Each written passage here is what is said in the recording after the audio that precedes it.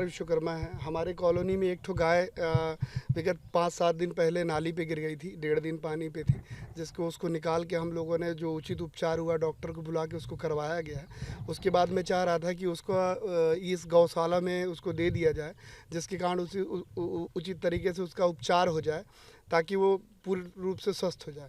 इसके बाद मेरा यहाँ आना हुआ है विगत 4 से 5 दिनों से। यहाँ मैं अलग अलग टाइम पे आ रहा हूँ, सुबह 8 बजे, 10 बजे, 12 बजे, 3 बजे, 5 बजे। यहाँ किसी भी प्रकार से कोई भी यहाँ उपस्थित नहीं मिलता है। और यहाँ की हालत देख के मुझे तो अभी ये महसूस होने लग गया है कि अगर मैं उस गाय को यहाँ ला के छोड़ दूँ तो जीते जी वो मतलब समय से पहले ही यहाँ मर जाएगी। ना तो यहाँ पानी की व्यवस्थाएं दिख रही हैं और न किसी प्रकार की खाने की व्यवस्थाएं दिख रही है। और सबसे पहले जब मैं यहाँ आ रहा हूँ 5 से 7 दिन में अलग अलग टाइमों में, तो यहाँ किसी भी प्रकार का कोई व्यक्ति उपस्थित नहीं दिखता है। सरपंच साहब को लगाने पे सरपंच साहब फ़ोन नहीं उठाते हैं। उप सरपंच साहब कह देते हैं कि मैं बाहर हूँ। और सचिव साहब का ये कहना है कि मैं 1 से 1.5 महीना पहले मेडिकल लीव पे हूँ। और रोजगार सहायक साहब का फ़ोन कोई दूसरा उठाता, कहते हैं फील्ड पे है, मोबाइल घर पे छूटा हुआ। यही रेगुलरिटी लगभग 4 से 5 दिन से चल रही है। और यहाँ की स्थिति देख के मुझे ये लगता है कि जितना लाखों यहाँ तकरीबन जो इसकी निर्माण प्रवत्ता में लगभग 27 से 28 लाख रुपए लगा, वो भी पूरा वेस्टेज है। और इसके बाद यहाँ की स्थिति देख के मुझे ये लग रहा है कि उसका थोड़ा बहुत जो भी मेरे से हो रहा है वो मैं स्वयं करूँ, यहाँ ले आऊँगा तो वो जीते जी मर जाएगी। इस स्थितियों को देखते हुए तो मुझे लग रहा है कि शासन के पैसे का पूर्ण रूप से दुरुपयोग हो रहा है और पूरा पैसा जो भी इससे संबंधित अधिकारी हैं वो पूरा इनके जेब में चला जा रहा है। जहाँ पौष्टिक आहारों की किसी भी प्रकार से पानी की तक व्यवस्थाएं नहीं है, जो कि काई लगी हुई है।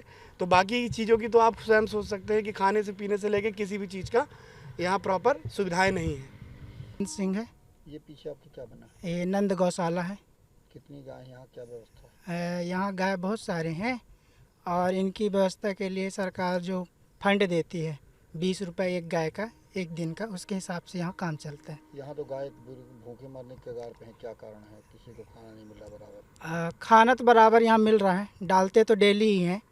अब ये है कि जैसे कि यहाँ का मान लो गाय जैसे हैं, तो जैसे जो गाय अच्छे रहते हैं वो छोटे गाय को खाने नहीं देते हैं। अब जैसे कि आवारा गाय रहते हैं तो इनको पकड़ने में भी डर लगता है। जैसे कि अपन अगर पकड़ेंगे तो मारते हैं। पानी इतना गंदा है, पानी तो काई जमी है। पानी का ये 3 दिन में साफ़ होता है, पर ये 3 दिन में पूरा ऐसे ही जाता है, क्योंकि 2-3 जो हैं वो लीकेज है पूरा। ये आपके सामने एक बगिया सही नहीं बना वो? नहीं, बार सही बना था। क्या है, जैसे कि रगड़ते हैं ना साफ़ करने के लिए, तो नीचे वो दरार टाइप से होके पोल हो गए हैं। बहुत ज़्यादा कचरा है अंदर, कचरे की सफाई कभी नहीं होती क्या? सफाई डेली होता है। वो जो इधर वाली जो टंकी में है वो बस कचरा डला है, मानता हूँ मैं। बाकी पूरा मतलब ये आपके सामने बगिया लगा, ये हम ही लोग लगाए हैं। जैसे कि हम लोग डेली आते हैं। किसके लिए लगाए हैं? अपने लिए, अपने खाने के लिए ये लगा है। और ये चारा जो लगा है ये गाय के लिए लगा है। यहाँ व्यवस्थाएं सही नहीं है, इसमें किसको मानते हैं आप? इसकी व्यवस्था के लिए मैं सरकार को दोषी देना चाहूँगा, क्योंकि सीधी सी बात ये है, एक गाय को 20 रुपये मिलता है। और गाय का पेट बड़ा होता है, 10 रुपये किलो एक भूसा आता है। 2 किलो भूसा में कभी गाय पूरा खा नहीं सकती, मतलब उनका भरपेट नहीं हो पाएगा। इसलिए सीधे से बात है, हाँ, भरपूर खाना नहीं मिल पाता। हम लोग को पैसा नहीं मिलता है। हम लोग को मान लो अब सरपंच लोग जहाँ से व्यवस्था करके देते हो, पर यहाँ का जो फंड है उसमें मजदूरी नहीं है। मैं तत्काल इस पर कार्रवाई सुनिश्चित करूंगा। जो संबंधित अधिकारी हैं उनको मैं भेजता हूं आज ही। और जो गौशाला का प्रबंधन है, गौशाला का संचालन है, वो ठीक तरीके से हो, वो मैं सुनिश्चित करूंगा। सरपंच का कहना सर फोन के माध्यम से कि 20 रुपये हमें शासन की तरफ से मिलता है, उतने में गऊ का हम पेट नहीं भर सकते, जिस कारण से हम ध्यान नहीं दे रहे हैं।